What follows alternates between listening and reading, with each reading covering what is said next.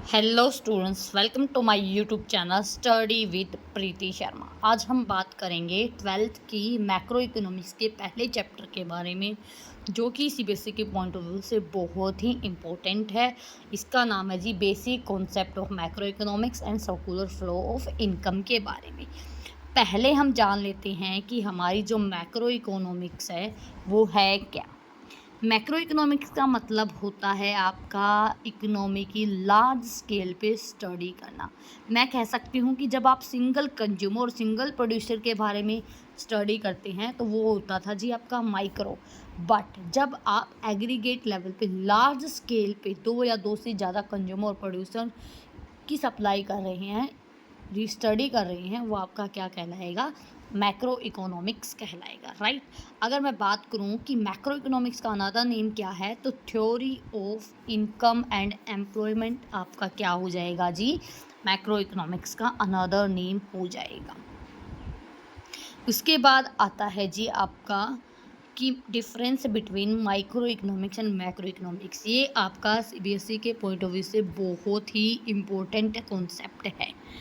Study पहली बात जान लेते हैं। माइक्रो इकोनॉमिक्स का मतलब होता है आपका सिंगल या इंडिविजुअल के लेवल पे स्टडी करना, और मैक्रो इकोनॉमिक्स का मतलब है एग्रीगेट या लार्ज स्केल पे स्टडी करना, राइट। अगर मैं बात करूं कि इसके मेन टूल्स क्या हैं, तो माइक्रो इकोनॉमिक्स के मेन टूल्स हो जाएंगे डिमांड एंड सप्लाई, और जो हमारी मैक्रो इकोनॉमिक्स हैं उसके मेन टूल्स हो जाएंगे aggregate demand and aggregate supply. Aggregate की जगह आप लिख सकते हैं market demand and market supply, right.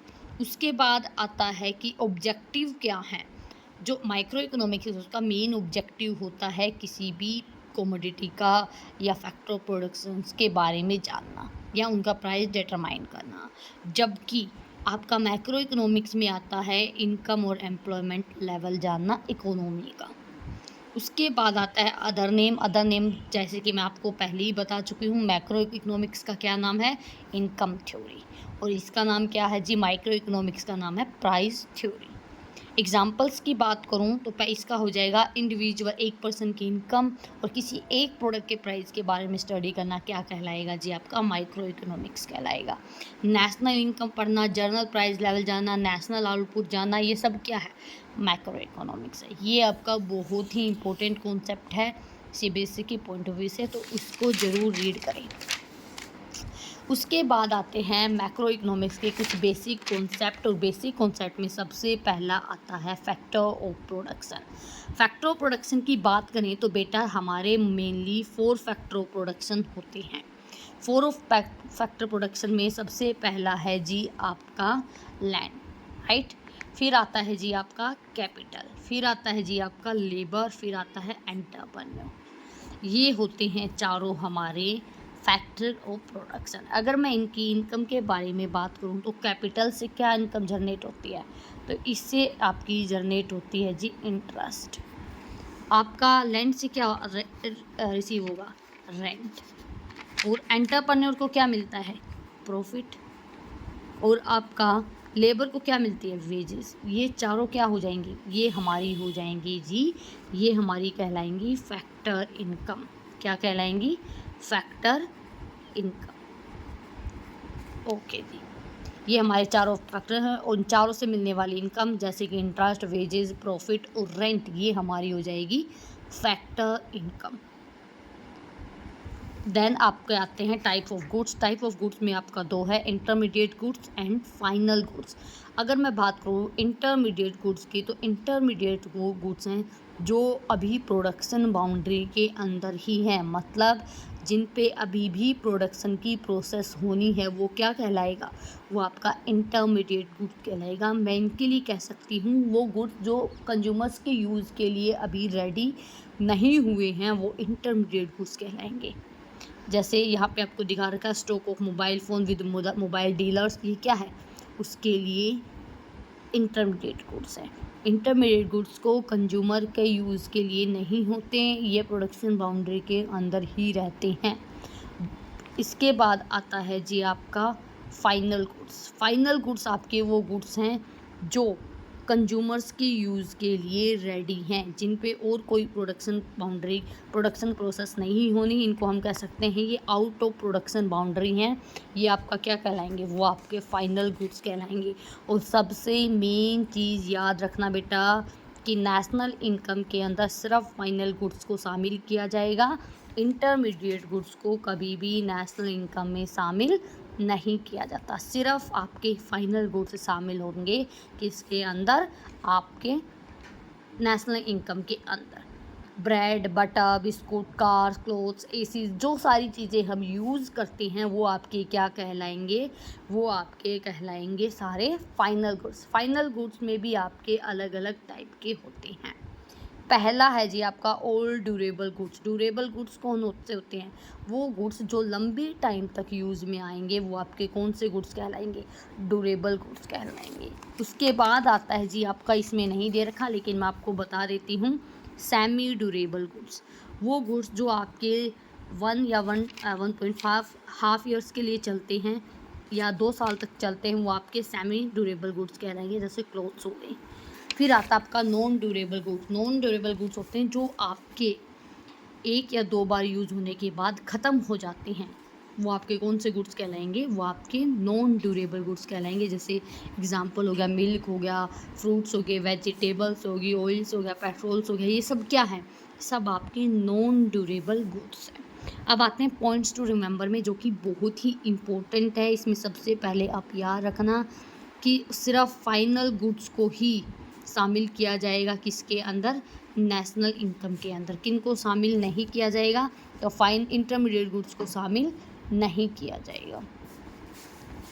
फिर आता है जी आपका, यहाँ पे फाइनल गुड्स के टाइप दे रखे हैं। पहला है जी आपके कंजम्पशन गुड्स। कंजम्पशन गुड्स को हम कह सकते हैं कंज्यूमर गुड्स, जो कि मैं आपको पहले ही बता चुकी हूँ। वो गुड्स जो डायरेक्टली क्या करते हैं, कंज्यूमर्स की नीड को सेटिस्फाई करते हैं, वो क्या कहलाएंगे, वो आपके कंज्यूमर गुड्स कहलाएंगे। जैसे यहाँ पे आपका दे रखा है कंज्यूमर गुड्स में पहला आपका क्या है, कंजम्पशन गुड्स को मैंने कौन से गुड्स बताया है जी, आपको कंज्यूमर गुड्स बताया है। फिर आता है जी आपका कंज्यूमर गुड्स में पहला ड्यूरेबल गुड्स है। ड्यूरेबल गुड्स वो जो बार बार आपके यूज होते हैं और कई सालों तक चलते हैं, जैसे कार, रेफ्रिजरेटर और फर्नीचर।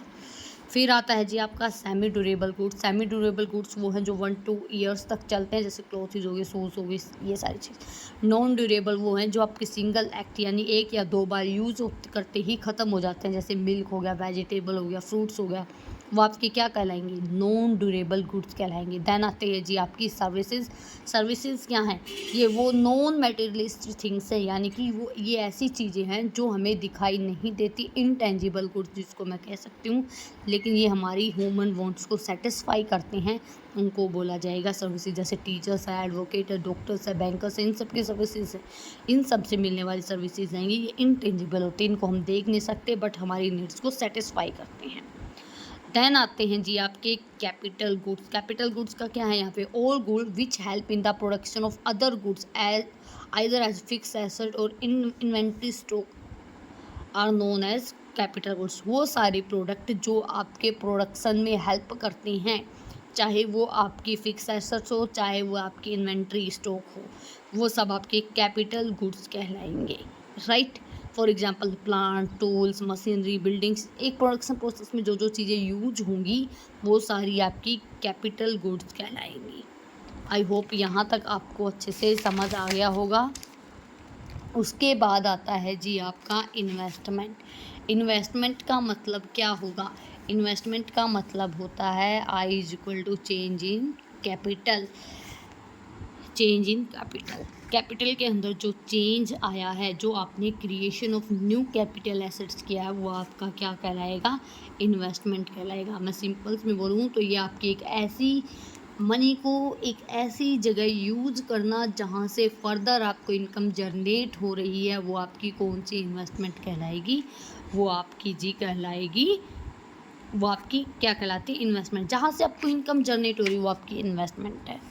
यहाँ पे आपकी 2 टाइप की इन्वेस्टमेंट होती है जी, एक होती है जी आपकी रियल इन्वेस्टमेंट, एक होती है जी आपकी फाइनेंशियल इन्वेस्टमेंट। यहाँ पे नहीं दे रखा है, मैं आपको फिर बता देती हूँ। दो टाइप की इन्वेस्टमेंट की मैंने बात की, एक आपकी रियल इन्वेस्टमेंट, एक आपकी फाइनेंशियल इन्वेस्टमेंट, जिसको मैं कह सकती हूँ इन्वेंट्री इन्वेस्टमेंट। रियल इन्वेस्टमेंट के अंदर क्या होता है, जब आप अपनी फिक्स्ड एसेट्स, जिसको रियल इन्वेस्टमेंट को मैं फिक्स्ड इन्वेस्टमेंट भी कह सकती हूँ, जब आप फिक्स्ड कैपिटल के अंदर इन्वेस्ट कर रहे हैं तो वो आपकी फिक्स्ड इन्वेस्टमेंट कहलाएगी। जैसे प्लांट एंड मशीनरी खरीदना, लैंड एंड बिल्डिंग्स खरीदना, ये सब आपकी कौन सी इन्वेस्टमेंट है, ये सब आपकी फिक्स्ड इन्वेस्टमेंट है। देन आती है जी आपकी फाइनेंशियल इन्वेस्टमेंट, या जिसको मैं कह सकती हूँ इन्वेंट्री इन्वेस्टमेंट। इन्वेंट्री इन्वेस्टमेंट का मतलब है आपने रॉ मटेरियल का जो स्टॉक परचेज किया है वो आपकी इन्वेंट्री इन्वेस्टमेंट हो जाएगी। गुड्स के अंदर पैसे लगाना आपकी इन्वेंट्री इन्वेस्टमेंट कहलाएगा। आई होप यहाँ तक आपको समझ आ गया होगा। उसके बाद आता है जी आपका एक और इम्पोर्टेंट कॉन्सेप्ट, वो है जी डेप्रिसिएशन। डेप्रिसिएशन का मतलब क्या होता है? डेप्रिसिएशन का मतलब होता है किसी भी फिक्स एसेट्स के अंदर नॉर्मल वियर एंड टियर होना, टूट फूट होना, या फिर पासेज ऑफ टाइम समय गुजरने के साथ साथ किसी भी मशीनरी की वैल्यू कम हो जाती है, उसको हम डेप्रिसिएशन कहते हैं। इजी में बोलूँ तो हम कह सकते हैं कि धीरे धीरे हर मशीनरी की वैल्यू धीरे धीरे कम होती जाती है, वो क्या है? वो डेप्रिसिएशन है। डेप्रिसिएशन में आता है आपका एक्सपेक्टेड ऑब्सोलेंस। एक्सपेक्टेड ऑब्सोलेंस का मतलब क्या है? इन फॉलोइंग चेंजेस की वजह से आपकी मशीनरी की वैल्यू डाउन हो रही है, जैसे नॉर्मल वियर एंड टियर होना, राइट। टेक्नोलॉजी के अंदर चेंज आने से आपकी मशीनरी की वैल्यू कम होगी। डिमांड आपकी गुड्स एंड सर्विसेज की चेंज हो रही है, वो भी आपका क्या हो जाएगा? एक्सपेक्टेड। मतलब जस्ट कि आपको पहले से ही पता था कि इन रीजन्स की वजह से मेरी मशीनरी की वैल्यू कम हो जाएगी, उसको हम क्या बोल देंगे? Expected obsolescence. एक आता है जी आपका, यहाँ नहीं दे रखा, मैं आपको बता देती हूँ, अनएक्सपेक्टेड ऑब्सोलेंस। अनएक्सपेक्टेड ऑब्सोलेंस का मतलब है किसी नेचुरल डिजास्टर की वजह से आपकी मशीनरी की वैल्यू कम हो रही है, जैसे कि फायर की वजह से, चोरी होने की वजह से, या किसी और वजह से आपकी मशीनरी की वैल्यू कम हो गई, तो उसको बोलेंगे अनएक्सपेक्टेड ऑब्सोलेंस। और अनएक्सपेक्टेड ऑब्सोलेंस से होने वाले डैमेज को हम डेप्रिसिएशन नहीं कहते, उसको बोला जाएगा कैपिटल लॉस। क्या बोला जाएगा? Capital loss. याद रखना, एक्सपेक्टेड ऑब्सोलेंस में आपका डेप्रिसिएशन शामिल होता है, अनएक्सपेक्टेड ऑब्सोलेंस में जो आपको लॉस होगा वो आपका कैपिटल लॉस कहलाएगा, ना कि डेप्रिसिएशन कहलाएगा।